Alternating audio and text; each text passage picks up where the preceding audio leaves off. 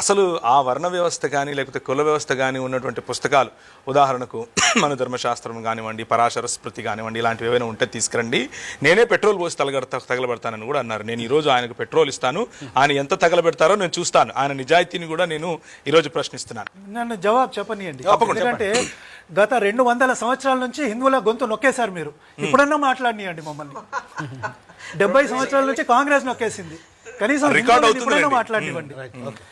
So ఒకటేమన్నారంటే, సమాజంలో ఉన్న దుర్మార్గాల్ని ఒక మతానికి ఆపాదించలేం కాబట్టి ఇప్పుడు పై వస్త్రం వేసుకోకుండా తిరిగారు అన్నారు, అది హిందూ గ్రంథాలలో లేదు. చాలాసేపటి నుంచి రైట్ చేస్తున్న పలుకులు కూడా మీరు నాకు ఇవ్వలేదు. సో దయచేసి మీరు నాకు కొంచెం సమయం ఇవ్వాలి. పాయింట్ బై పాయింట్ నేను నా మాటలు మాట్లాడతాను. సో నా పోయినసారి అంటే గత ఒక నెల క్రితం జరిగిన ప్రోగ్రాంలో భాస్కర్ రాజు గారు, నేను అప్పుడు యాంకరింగ్ చేస్తున్న సమయంలో ఒక మాట అన్నారు. అసలు ఆ వర్ణ వ్యవస్థ కానీ లేకపోతే కుల వ్యవస్థ కానీ ఉన్నటువంటి పుస్తకాలు, ఉదాహరణకు మన ధర్మశాస్త్రం కానివ్వండి, పరాశర స్మృతి కానివ్వండి, ఇలాంటివి ఏమైనా ఉంటే తీసుకురండి, నేనే పెట్రోల్ పోసి తగలబెడతానని కూడా అన్నారు. నేను ఈరోజు ఆయనకు పెట్రోల్ ఇస్తాను, ఆయన ఎంత తగలబెడతారో నేను చూస్తాను, ఆయన నిజాయితీని కూడా నేను ఈరోజు ప్రశ్నిస్తున్నాను. కులం లేదు అని అన్నారు. రామాయణంలో కులపతి అన్న పదం ఎలా వచ్చింది? కులం లేకపోతే. రామాయణంలో బ్రాహ్మణులకు అధిపతిగా ఉన్న వ్యక్తిని కులపతి చేయాలని చెప్పి కుక్క వచ్చి మాట్లాడినప్పుడు పోయిన ఎపిసోడ్లో ఆయనే ఒప్పుకున్నారు. కుక్క వచ్చి మాట్లాడింది బ్రాహ్మణుడి పైన నేను చేశానని. కులమే లేనప్పుడు కులపతి ఎలా వచ్చాడు? ఆయన సమాధానం చెప్పాలి, మొదటి విషయం.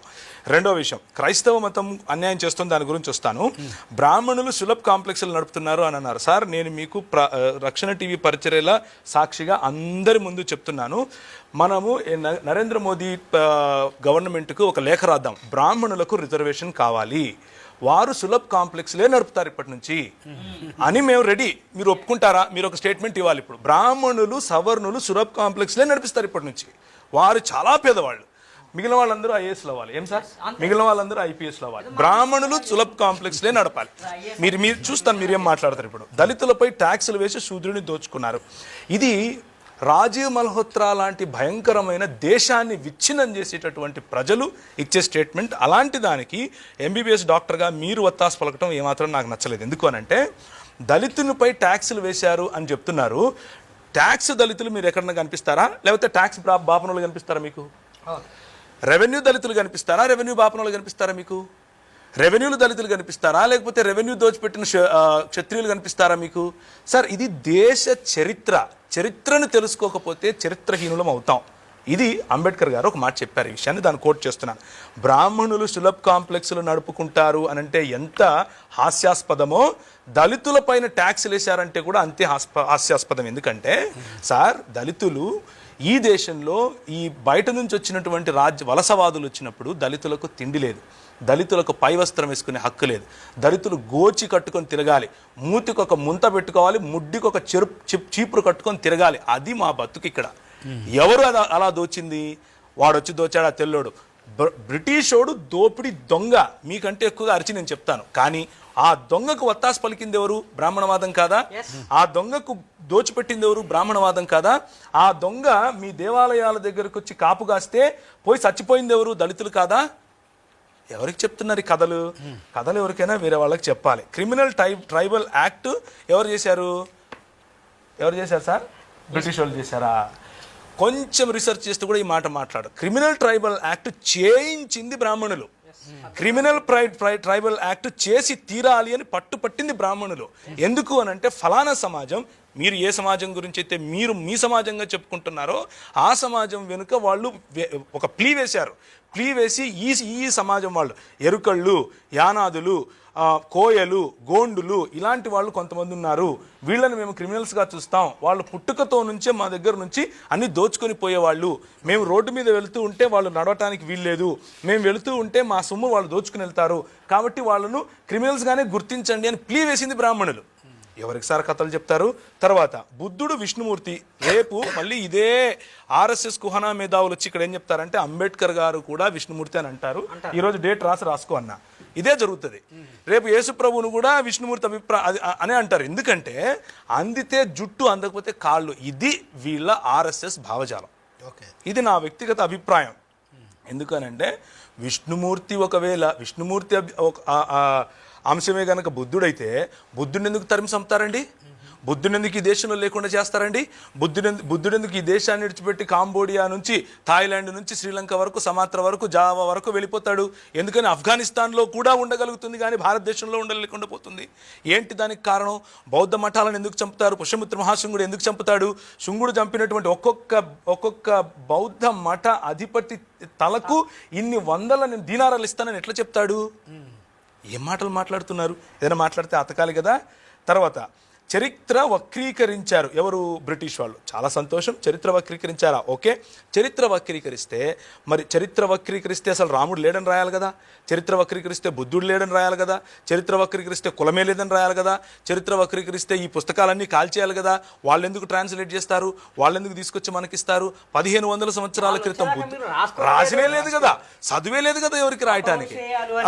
చదువు లేని వాళ్ళు చరిత్ర ఎట్లా వక్రీకరిస్తారు? వాళ్ళు వచ్చి వాడికి భాష రాదు, వాడికి కావాల్సింది దోచుకుపోవడం అని మీరే చెప్పారు. దోచుకుపోయేవాడు మీకు ఎందుకు భాష రాసిస్తాడు? దోచుకుపోయేవాడు మీకు ఎందుకు చదువు చెప్తాడు? దోచుకుపోయేవాడు మీ పుస్తకాలు ఎందుకు ట్రాన్స్లేట్ చేస్తాడు? దోచుకుపోయేవాడు మీ ఆలయాల కాపలా ఎందుకు కాస్తాడు? ఇదంతా బ్రాహ్మణవాద కుట్ర.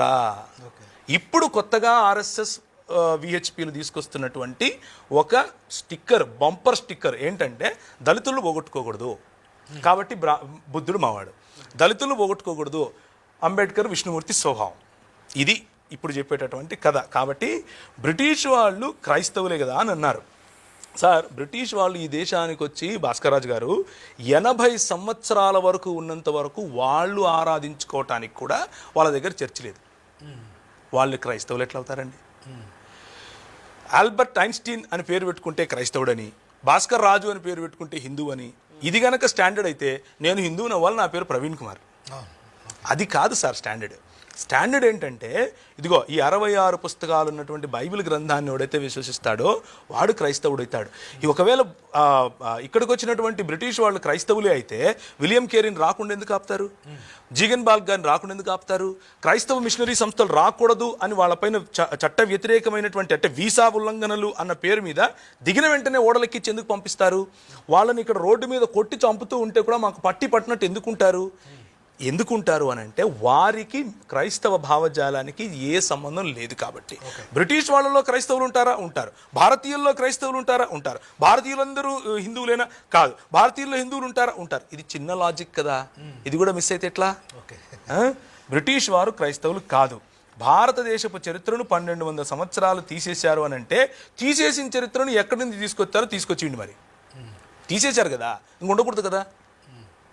తీసేసింది ఎలా నిరూపించండి మరి. ఒకవేళ ఉంది అని అంటే తీసేయలేదని అర్థమవుతుంది కదా. ఇది లాజికలీ కాంట్రడిక్టరీ స్టేట్మెంట్. చరిత్రను తీసేయటం ఎవరి చేత కాదు. చరిత్ర ఎప్పుడు చరిత్రనే. ఇంకోటి, బ్రిటిష్ వారి సహకారంతోనే అంబేద్కర్ గారు పార్లమెంటు మెట్లెక్కారు అని సోదరులు చెప్పారు.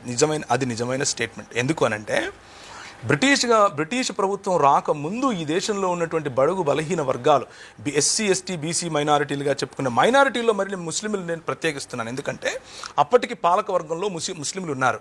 లేని వాళ్ళు ఎవరు అనంటే బీసీలు, లేని వాళ్ళు ఎవరు అనంటే ఎస్సీలు, లేని వాళ్ళు ఎవరు అంటే ఎస్టీలు. అలాంటి వారికి గొంతుకగా మారారు క్రైస్తవ మిషనరీలు. అలాంటి వారికి చదువు చెప్పారు క్రైస్తవ మిషనరీలు. అలాంటి వారికి స్కూళ్ళు పెట్టారు క్రైస్తవ మిషనరీలు. అలాంటి వాళ్ళకు వైద్యం అన్నారు క్రైస్తవ మిషనరీలు. వీళ్ళేమన్నారు? పై వస్త్రం వేసుకుంటే స్తనాలు వస్తామన్నారు. వీళ్ళేమన్నారు? మీరు చదివితే మేము మీ నాలుకలకు వస్తామన్నారు. బ్రెస్ట్ ట్యాక్స్ ఉండేదండి. వీళ్ళే రజాకారులను పెట్టి ఒకరు హింసిస్తే ఇంకొకడేమో పిలక పెట్టుకుని హింసించాడు. మొత్తానికి హింసించబడింది ఎవరు? మేమేగా.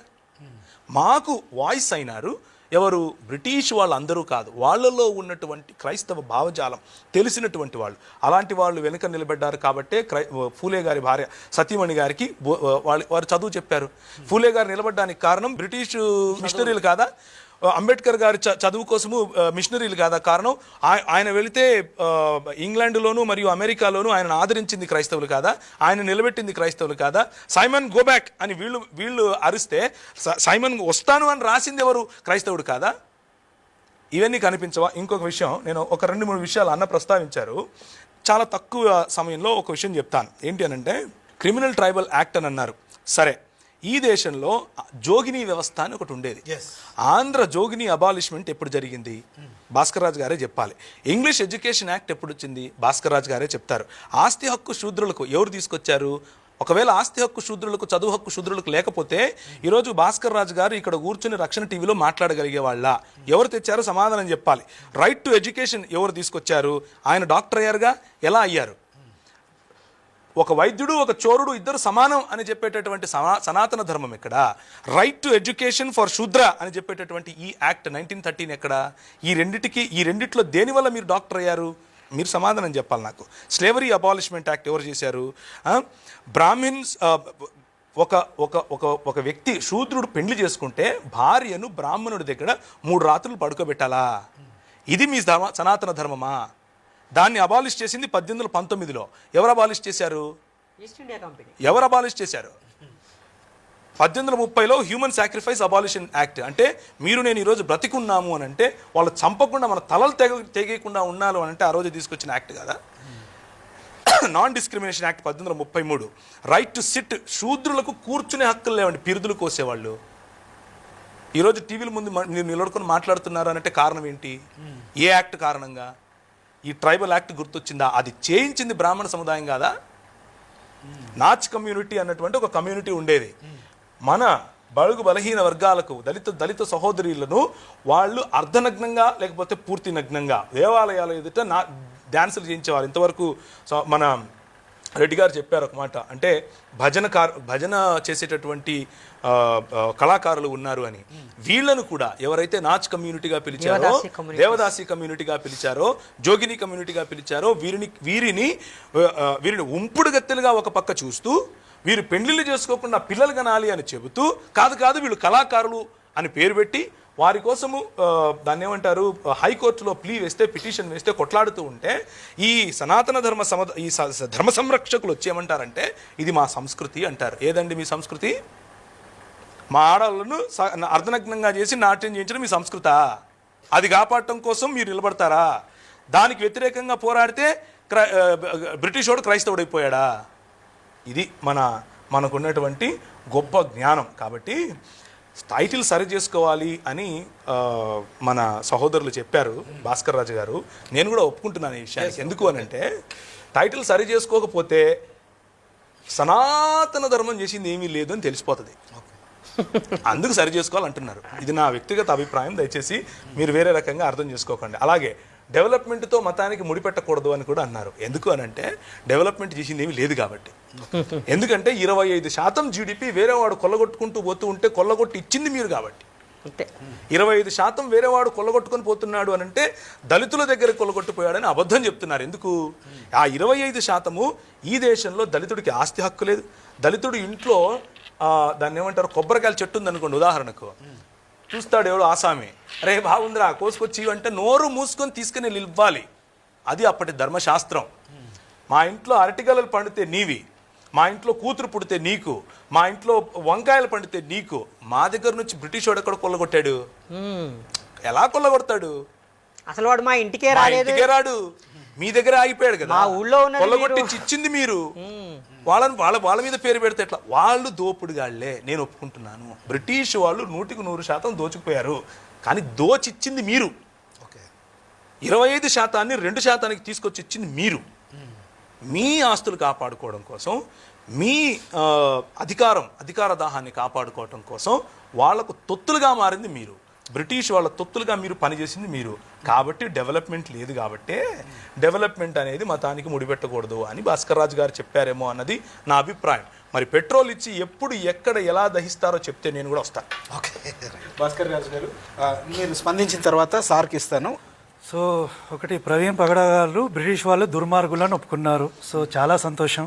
వాళ్ళకు మాకు చుట్టరికం లేదని చెప్తున్నా. అదే సో నా చిన్న క్వశ్చన్ అయితే గత సంవత్సరం రోజులుగా చెప్తున్నాం, కానీ కావాలనే మీరు వినలేదేమో నా అభిప్రాయం. జస్ట్ ఆన్ సైట్ టిక్లర్ విభు గారు కూడా అన్నారు పోయిన ప్రోగ్రామ్ లో. ఇంకెన్నిసార్లు చెప్పాలి? దుర్మార్గులు మనల్ని దోచుకెళ్లారని ఒప్పుకున్నారు. 100% సార్. ఎందుకంటే చాలా మంది క్రైస్తవులు ఈ మాటను ఒప్పుకోవట్లేదు. బ్రిటిష్ వాళ్ళు మాకు ఆత్మీయ బంధువులు అని, మాకేదో బాగా చేశారు అని చాలా విషయాలు చెప్తున్నారు. నీరవ్ మోడీని కానీ లేకపోతే విజయ్ మాల్యాన్ కానీ ఒక ఒక ఒక ఒక ఒక మతానికి సంబంధించిన వారుగా ముద్రించి తిట్టడం ఎంతవరకు కరెక్ట్? నేను ఒక చిన్న ప్రశ్న అడుగుతాను, నేను జవాబు ఇచ్చే ముందు. ఇప్పుడు బైబిల్లో ఒక విషయం లేదు, కానీ ఒక క్రైస్తవుడు తప్పు చేశాడు, అది మీరు బైబిల్కి కానీ క్రైస్తవానికి కానీ ఆపాదిస్తారా? లేదండి, మీరు సబ్జెక్ట్ని డివియేట్ చేస్తే నేను డివైడ్ చేయలేదు, చాలా స్ట్రైట్ పాయింట్. బైబిల్లో లేని విషయాన్ని ఎవరైనా క్రైస్తవుడు తప్పుగా చేస్తే మీరు దాన్ని క్రైస్తవానికి ఆపాదిస్తారా, బైబిల్కి ఆపాదిస్తారా? నేను సమాధానం చెప్పండి. మీ బైబిల్ ఏదో చెప్పండి, దాన్ని బట్టి సమాధానం చెప్తాను. మీ బైబిల్ గురించి నాకు బైబిల్ ఇదిగో ఇది అని చెప్తున్నాను. 66 పుస్తకాలు ఉన్నటువంటి బైబిల్ నా దగ్గర ఉంది. మీ బైబిల్ ఏదో చూపించండి, దాంట్లో లేనిదేదో మాట్లాడాలి. విషయాన్ని ఆపాదిస్తే నేను సామాన్యమైన సమాధానం చెప్పాను మీకు. 66 పుస్తకాలు ఉన్న బైబిల్ నేను మీకు చెప్పాను. మీకు ఏది బైబిల్? చతుర్వేదాల, అష్టాదశ పురాణాల, లేకపోతే మనుస్మృత, లేకపోతే పరాశర స్మృత, రామాయణమా, మహాభారతమా, ఏది మీ బైబిల్ చెప్పండి, దాని ప్రకారం లేదు. ఇవన్నీ అంటే మీరు ఏ ప్రశ్న వేసినా నేను సమాధానం రెడీ. మీరు కమిట్ అవ్వట్లేదు కాబట్టి మీరు భయపడిపోయారని అస్సలు కాదు. నేను నా సమాధానం చెప్తున్నాను, మీరు సమాధానం చెప్పలేదంటే మీరు భయపడ్డారని అర్థం అవుతుంది. మన వ్యవస్థలో మీరు సమాధానం చెప్పలేదంటే భయపడ్డారని అర్థం.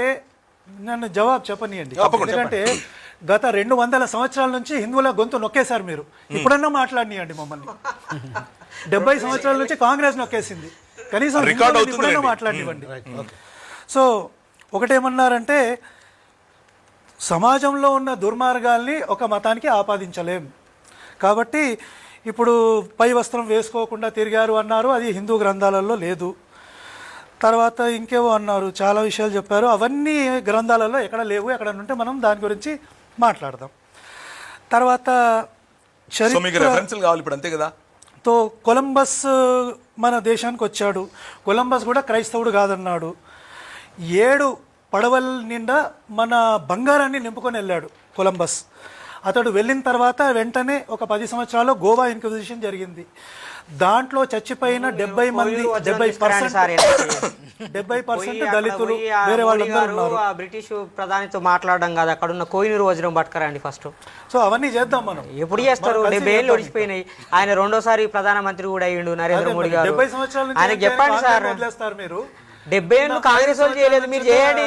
ఆ కోహినూరు వజ్రం తీసుకురండి, అది మనదే. నాకు మోదీ చుట్టం కాదు, కాంగ్రెస్ చుట్టం కాదు. సో మనం అందరం కలిసి ఆ పని చేద్దాం. మనకు అన్యాయం చేశారు. తర్వాత యేసును కూడా విష్ణువు చేస్తా అన్నారు. నేను చేయట్లేదండి, క్రైస్తవులు చెప్తున్నారు, వేదాలలో యేసు అంటున్నారు, ఈ ఎన్నో చెప్తున్నారు, అది వాళ్ళ సంగతి మీరు చూసుకోండి. తర్వాత ఆర్ఎస్ఎస్ అన్నారు. నాకు ఆర్ఎస్ఎస్కి ఏం సంబంధం లేదండి, నేను ఇండిపెండెంట్ రీసెర్చింగ్ కాబట్టి నేను నా మాటనే మాట్లాడతాను. తర్వాత బ్రిటిష్ వాడు వచ్చి మనకు చాలా మంచి చేశాడు, సతీని నిర్మూలించాడు అన్నాడు. మిషనరీలు ఏవైతే కుట్ర చేసి సతీ చాలా ఉంది, సంవత్సరానికి 10,000 సతీలు జరుగుతున్నాయని చెప్పాడో దాంతో మీరు తిట్టే బ్రిటిష్ వాడే ఒప్పుకోలేదు. సో సతీని క్రియేట్ చేసింది బ్రిటిష్ వాడే, అబాలిష్ చేసింది బ్రిటిష్ వాడే. తర్వాత దళితులకు ఆస్తి హక్కు మీరు కంప్లీట్ గా చదువుకొని మాట్లాడతారు సార్ ప్లీజ్. అంటే నాకు కూడా చాలా అంటే మీరు ఒక్క నిమిషం మీరు చెప్తున్న ఈ చరిత్రని ఇంతగా తిరగరాసి ఇంతగా మ్యానిపులేట్ చేయడం అవసరమా సార్? నా కంప్లైంట్ కూడా అదే, మీరు తిరగరాస్తున్నారు, నేను సరి చేస్తున్నానని నేను అనుకుంటున్నాను. సరే తర్వాత దళితులకు ఆస్తి హక్కు బ్రిటిష్ వాడు కల్పించాడు, ఆడవాళ్లకు ఆస్తి హక్కు కల్పించాడని అన్నారు. మీరు ఇంగ్లాండ్ చరిత్రను చూడండి, 1924 వరకు ఆడవాళ్లకు ఆస్తి హక్కు బ్రిటన్లో లేదు. వాడి ఆడవాళ్ళకే న్యాయం చేయాలని బ్రిటిష్ వాడు మనకు న్యాయం చేశాడంటే ఇక నేను చెవులో పువ్వు కాదు కాలీఫ్లవర్ పెట్టుకోవాలి. 1932 చట్టం ప్రకారంగా వాళ్ళకి ఇచ్చారు ఆస్తి హక్కు. 1924 చట్టం వచ్చింది యూకే 22లో కమ్యూనల్ అవార్డు అనేది ప్రపంచం మొత్తానికి 24 కాదు 30లో 31లో చర్చలు జరిగినాయి. ప్రపంచం మొత్తంగా అంటే వాళ్ళు రవి అస్తమించని బ్రిటిష్ సామ్రాజ్యంలో ఉన్న దేశాల ప్రజలకి తన దేశంలో ఉన్న ప్రజలకి ఎలాంటి హక్కులు అధికారాలు ఉంటాయనే విషయం మీద ఒక చట్టం చేశారు. దాన్ని 1932 చట్టం అంటారు. దాని ప్రకారంగా బ్రిటిష్ ఆడవాళ్ళకి ఓటు హక్కు ఇచ్చారు, ఆస్తి హక్కు ఇచ్చారు, భారతదేశంలో ఉన్న వాళ్ళకి కూడా ఇచ్చారు. చేయని పనుల గురించి మనం ఎన్నైనా చెప్పొచ్చు. సో తర్వాత చరిత్ర అన్నారు. చరిత్ర అనేది ఎవరైనా రాసుకోవచ్చండి. ఇప్పుడు బ్రిటిష్ వాడు రాసిన చరిత్రని మన కమ్యూనిస్టులు తీసుకొని కాపీ కొట్టుకోలేదా? సో ఎవరు ఏ చరిత్ర రాశారో ముఖ్యం కాదు, ఆ చరిత్రకు ఆధారం ఉందా, ఆర్కియాలజికల్ ఆధారం ఉందా, లిటరరీ ఆధారం ఉందా, జియోలాజికల్ ఆధారం ఉందా, అది చూడాలి మనం. సో ఆర్కియాలజిస్ట్ అన్నారు. సో బీబీ లాల్ గారు అని ఒక ఆయన ఉంటారు. ఈ బీబీ లాల్ గారు ఎవరంటే ఈవెన్ అయోధ్యలో తవ్వకాలు చేసి అక్కడ గుడి ఉంది అని చెప్పిన ఆయన కూడా బీబీ లాల్ గారే. సో ఆయన ఆర్కియాలజీ చేసి ఏం చెప్పారంటే మరి అంతకుముందు ఈయన ఆర్యన్ ద్రవిడన్ సిద్ధాంతాన్ని ఒప్పుకున్న మనిషిన ఎవరు బీబీ లాల్ గారు. సో ఈయన ఏం చేశారంటే చరిత్రను అంతా అక్కడ తవ్వి ఇండస్ వ్యాలీ సివిలైజేషన్ అంతా తవ్వకాలు జరిగిన తర్వాత ఆర్యన్ ద్రవిడన్ సిద్ధాంతం తప్పు అని ఒప్పుకుంది కూడా ఆయనే. సో సైంటిఫిక్ ఆధారం అడిగారు, ఇది ఆధారం తర్వాత చాలా మంది చేశారు సార్, వచ్చారు. అప్డేట్ అవ్వాలి సార్, చాలా అప్డేట్ అవ్వాలి మనము. సో చాలా అవ్వాలి. జెనెటికల్ రీసెర్చ్ ఉంది, ఇక్కడే సిసిఎంబి ఉంది, వాళ్ళు చేసిన రీసెర్చ్లు ఉన్నాయి, జినోమ్ ప్రాజెక్ట్ ఉంది, దాని రిపోర్ట్స్ ఉన్నాయి. నా దగ్గర 100 MB డేటా ఉంది. రోజంతా కూర్చొని మాట్లాడతాము. తప్పకుండా దళితులు ఎవరు, ఆర్యులు ఎవరు, డస్సులు ఎవరు, ఇవన్నీ మనం మాట్లాడదాము. దీన్ని అంబేద్కర్ గారే ఒప్పుకోలేదు. ఆర్యన్ ద్రవిడన్ సిద్ధాంతాన్ని మీరు ఎంతగా పొగుడుతున్నారు. సరే సార్ తీయండి సార్, అది కూడా తీయండి. చర్చ మొదలు పెట్టలేదు సార్. సో మన అంబేద్కర్ గారే ఒప్పుకోలేదు, అది మనం తర్వాత మాట్లాడదాం. ప్రవీణ్ గారు వచ్చి కులపతి అన్నారు. కులపతి అంటే ఒక ఆశ్రమానికి హెడ్ అండి, కులం కాదు అక్కడ. సంస్కృతంలో కులం అంటే ఫ్యామిలీ అని అర్థం. సో ఒక ఫ్యామిలీ లాంటి సంస్థని పాటించే వాళ్ళని కులపతి అంటారు. ప్రతి దాంట్లో మీరు కులాన్ని పెట్టి హిందూ ధర్మాన్ని దూషించడం మానేసేయండి, అది చాలా తప్పు. తర్వాత బాల్య వివాహాలు సతి అన్నారు. దూషించకండి అంటున్నా, ఎందుకంటే అది మంచిది కాదు, అది మంచిది కాదండి. సద్విమర్శ చేయొచ్చు. తర్వాత చరిత్రకు ఆధారం ఇంకోటి అడిగారు. కాశీలోకని తాళపత్ర గ్రంథాలు ఒక 50 సంవత్సరాల క్రితం దొరికాయి. దాంట్లో చాలా మంది అంటే మహాభారత కాలం నుంచి ఏ రాజు ఉన్నాడు, ఏ సంవత్సరంలో ఉన్నాడు, ఇవన్నీ మనకు ఉన్నాయి ఈ రోజు. అది కావాలంటే మనం మళ్ళీ కూర్చొని మాట్లాడదాం, ప్రపంచము ఒక రోజంతా మనం మాట్లాడదాం, అదేం ప్రాబ్లం లేదు. సో దాని గురించి మాట్లాడదాం. తర్వాత చరిత్రని నేను వక్రీకరిస్తున్నాను అన్నాను. నేను ఏ సంస్థకి చెందినవాడిని కాదండి, నేను ఇండిపెండెంట్ రీసెర్చర్ని. ఈ చరిత్రని వక్రీకరించింది బ్రిటిషోడు, లేకుంటే 70 సంవత్సరాలుగా లూటియన్స్ మీడియా, ఖాన్ మార్కెట్ అని ఏదైతే చెప్తామో వాళ్ళు చేస్తున్న పనులు. సో నేను సింపుల్గా ఏం చేస్తున్నానంటే నా గ్రంథాల ఆధారంగా, సైంటిఫిక్ రీసెర్చ్ ఆధారంగా మన చరిత్ర ఇది కాదు, మన చరిత్రని ఎవడో తెల్లోడు రాయాలని అవసరం లేదు, మనమే రాసుకోవచ్చు అని చెప్తున్నాను నేను, అంతే. ఓకే, అయిపోయింది సార్. ఇంకా ఏమైనా ఉంటే నేను తర్వాత రైట్, చాలా మాట్లాడాలి. అంటే మీరు చర్చ చాలా బాగున్నది, ఎందుకంటే వారి సొంత అభిప్రాయాలు కాదు, ఈ దేశంలో చాలా మంది ఇలాంటి వాదనలే చేస్తున్నారు కాబట్టి వాటిని సార్ ఇక్కడ రిప్రజెంట్ చేస్తున్నారు. వాటిని మనం చర్చించడం చాలా అవసరం. మనం సమాజ తప్పకుండా నిర్మాణంలో సత్యమే కీలకం సార్.